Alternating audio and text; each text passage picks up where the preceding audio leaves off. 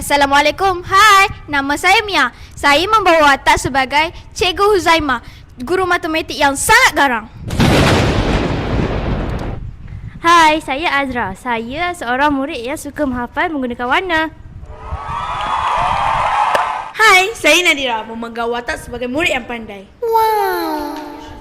Hai, saya Ain. Saya memegang watak sebagai murid yang aktif.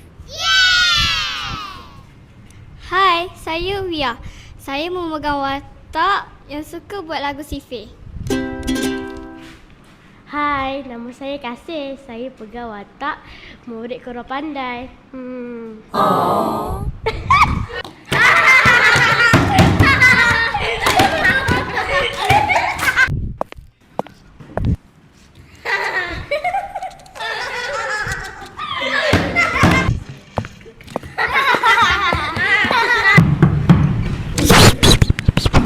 Wih, cikgu tu!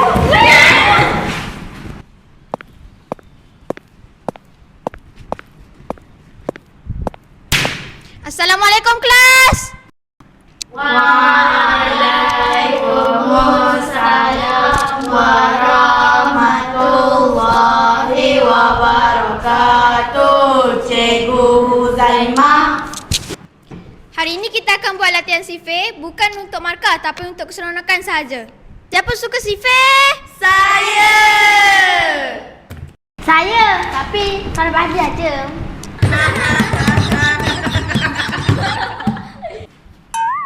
Cikgu, saya selalu lupa sifir. Saya dah cuba tapi susah. Tak apa Kasih, kita belajar ikut gaya masing-masing. Sebab tu cikgu wujudkan kelab sifir legend. Baiklah kelas.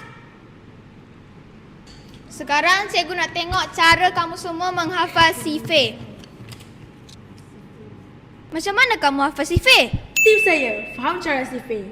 Nombor depan menaik, nombor belakang menurun.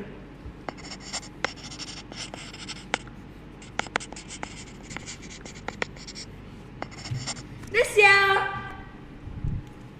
Saya ada buat kat warna.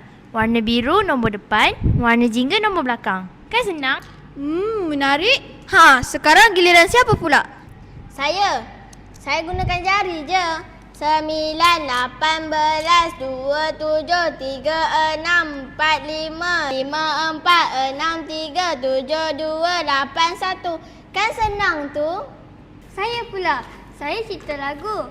199, 29, 18, 39, 27, 49, 36. Lepas tu 45. Dah, jangan main. Wah, banyak cara rupanya. Saya nak gabungkan semualah. Bagus.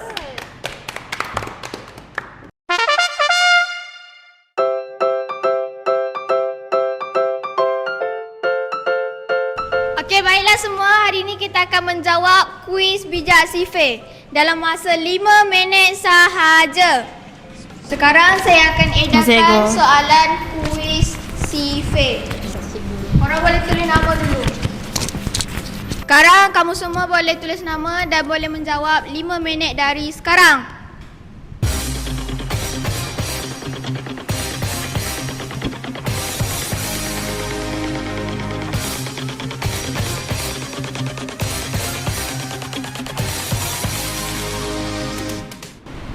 Okey, masa dah tamat. Berhenti menjawab. Saya akan kutip semua kertas.